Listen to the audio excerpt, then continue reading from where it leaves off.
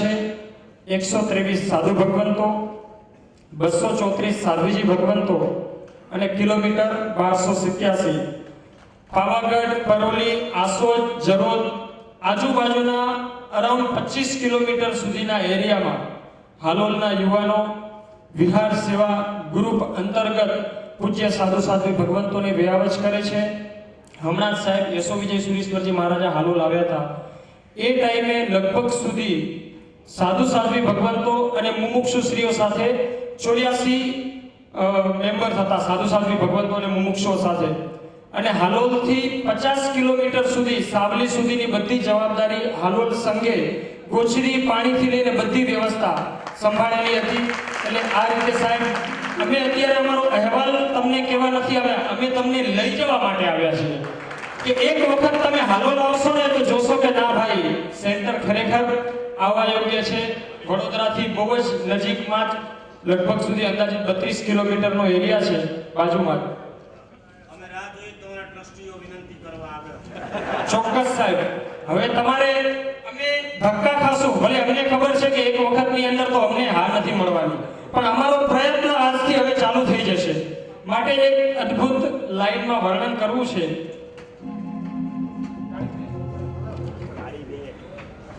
ગુરુ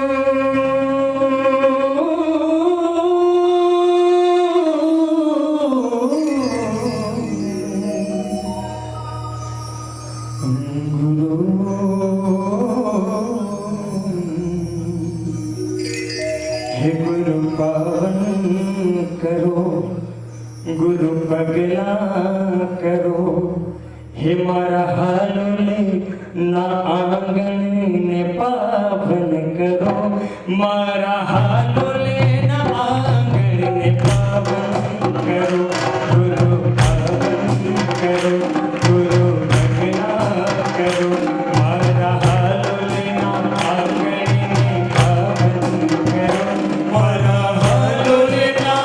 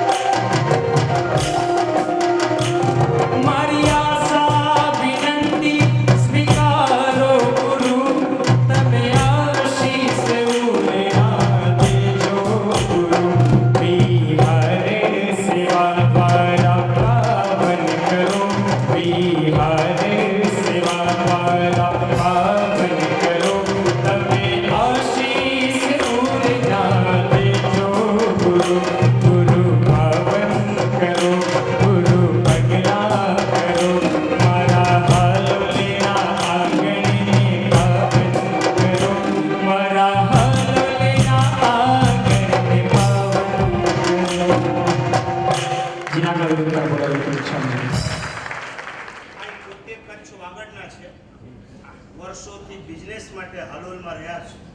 જાણે પોતે જ હવે હાલોલના થઈ ગયા અને આખા હાલોલને નહીં આપણને બધાને હલાવી દે. હવે પછી બારડોલી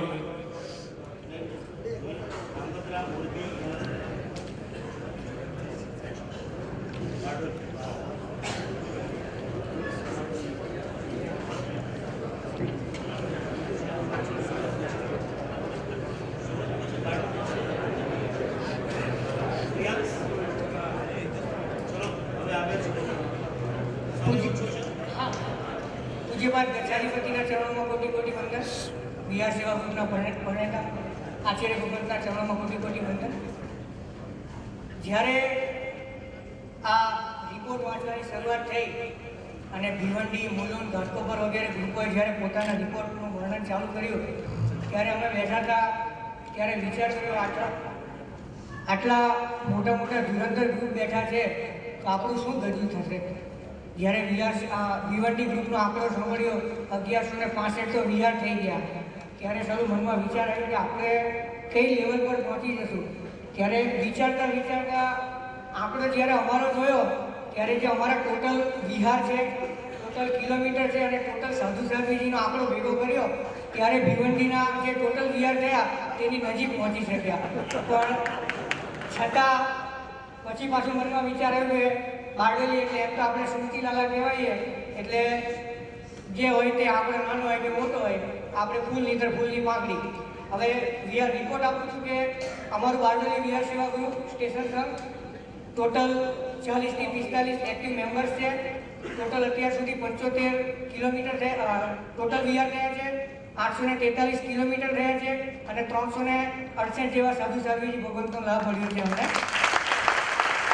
અને બીજું વિશેષ એક કાર્ય જે અમારા વિહાર સેવા ગ્રુપે જે ગયા વર્ષે કર્યું કે ગયા વર્ષના સંમેલનમાંથી એની પ્રેરણા મળેલી 108 જે એમ્બ્યુલન્સ આવે છે તેની ગયા વર્ષે અહીંયાથી પ્રેરણા મળેલી કે પોતપોતાના સેન્ટરની અંદર તમે લાઈવ ડેમોન્સ્ટ્રેશન રાખો અને ટ્રેનિંગ સેશન રાખો.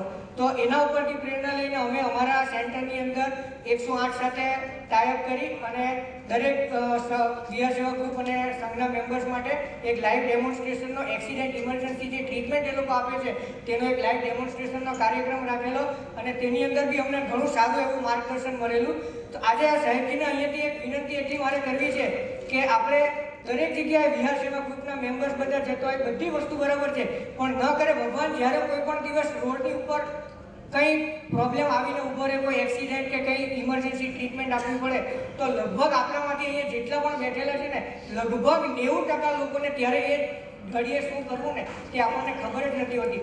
જ્યારે એમને બધી ટ્રેનિંગ આપીને કે જ્યારે એક્સિડન્ટ થઈ જાય તમારે તો આપણે શું કરીએ કે ભાઈ હાથ ને પગ બે જણા થોડું ટીંગાટોળી કરીને જેમ લઈ જતો હોય તેમ સાઈડ પર મૂકીએ ને બધી વસ્તુ.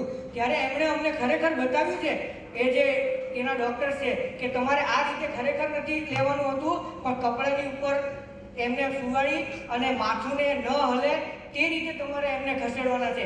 આ જાણકારી તો જ્યારે એમને આખું ડેમોન્સ્ટ્રેશન મને બતાડ્યું ત્યારે અમને ખબર પડી. આવી તો કંઈક એટલી ઝીણી ઝીણી બાબત હશે કે જે આપણે ન જાણતા હોઈએ અને ન કરે ભગવાન કોઈ દિવસ રોડ પર એક્સિડન્ટ થાય કે આવું ત્યારે આપણે શું કરીએ 108 આવે ત્યાં સુધી આપણે રાહ જોવી પડે.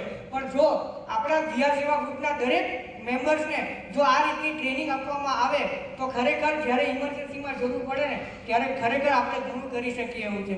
બસ ત્યારબાદ ધાંગધ્રા મોરબી ગ્રુપ તૈયાર રહે, પાછળ હિંમતનગર બી તૈયાર રહે.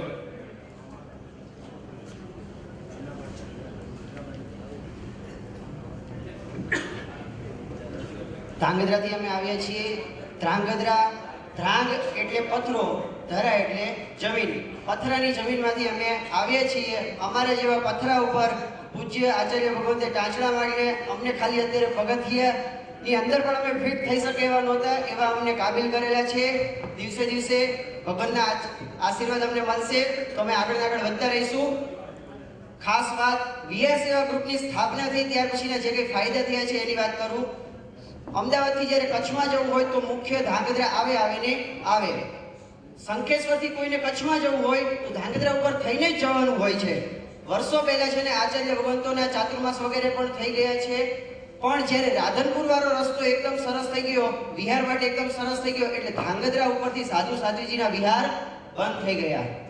પણ વિહાર સેવા ગ્રુપની સ્થાપના થયા પછી ઘણા બધા સાધુ સાધ્વીજી ભગવંતોના વિહાર ચાલુ થયા અને સ્થિરતા પણ થઈ. આ મોટામાં મોટો ફાયદો થયો.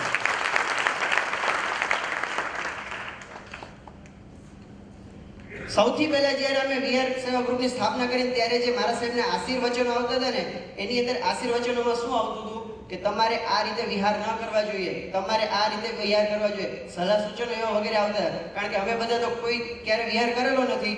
મારા સાહેબ તો અનુભવી છે એટલે આપણને બધું શીખવાડે, આશીર્વચનની અંદર લખીને આપે અને બધા આશીર્વચન ઉપર અમે ધ્યાન આપીને એ અત્યારે ફોલો કરીએ છીએ. એ જે પ્રમાણે અમને સલાહ સૂચન કરે એ રીતે અમે આગળ વધીએ છીએ. અને હવેના આશીર્વચનમાં એવું આવે છે કે તમે હવે બરાબર વિહાર કરવા માટે તૈયાર થઈ ગયા છો. આટલો આ અમારી પ્રગતિ થઈ છે, આટલું અમને આ ફળ મળેલું છે. એમાંથી એક આશીર્વચનની વાત કરું. એક સાધ્વીજી ભગવંતે આશીર્વચન ખૂબ જ સરસ મજાના આપેલા છે. કે જ્યારે કોઈ શ્રાવક કે શ્રાવિકાની દીક્ષા થાય ને એ વખતે વરઘોડામાં નાચવા માટે કેટલાય આવે, જમણવારમાં કેટલાય આવે, દીક્ષામાં કેટલોય ઉલ્લાસ હોય. દીક્ષા દઈ દીધા પછી ત્રીજા દિવસથી કોઈ દેખાય નહીં. જ્યારથી વિહાર સેવા ગ્રુપની સ્થાપના, દીક્ષા થયા પછી એટલા ઘરડા બુદ્ધા ઉપાશ્રયની અંદર દેખાય, પણ વિહાર સેવા ગ્રુપની સ્થાપના થઈને એટલે ગામે ગામ યુવાનોની અંદર જે દીક્ષા વખતેનો ભાવ હતો ને એ જ ભાવ ગામે ગામ છે એમને અનુભવવા મળે છે. આ મોટો મોટો બેનિફિટ છે.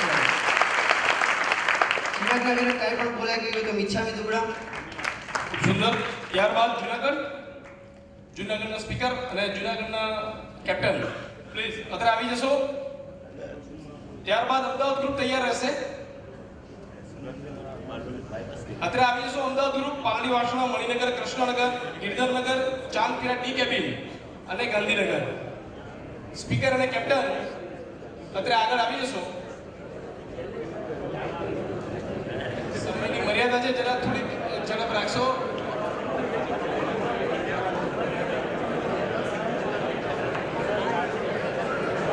જુનાગઢ.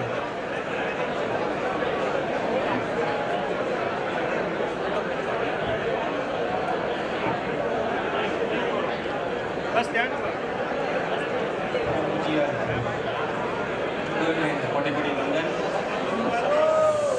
બોલો બાલ બ્રહ્મચારી નેમનાથ ભગવાન કી. અમે જુનાગઢ વિહાર સેવા ગ્રુપ આ ગયા વર્ષે સ્ટાર્ટ થયું છે, જેની અંદર અમે લોકોએ 8 માસની અંદર 36 વિહાર, 600 કિલોમીટર અને એપ્રોક્સિમેટ 112 સાધુ સાધ્વી ભગવાનને અમે વિહાર કરાવેલો છે. અને એકદમ ઉગ્ર વિહાર જે અમારા અભય રત્ન મારા સાહેબ છે તેમનો વિહાર અમે ભાણવડથી જુનાગઢ 3.5 દિવસમાં 118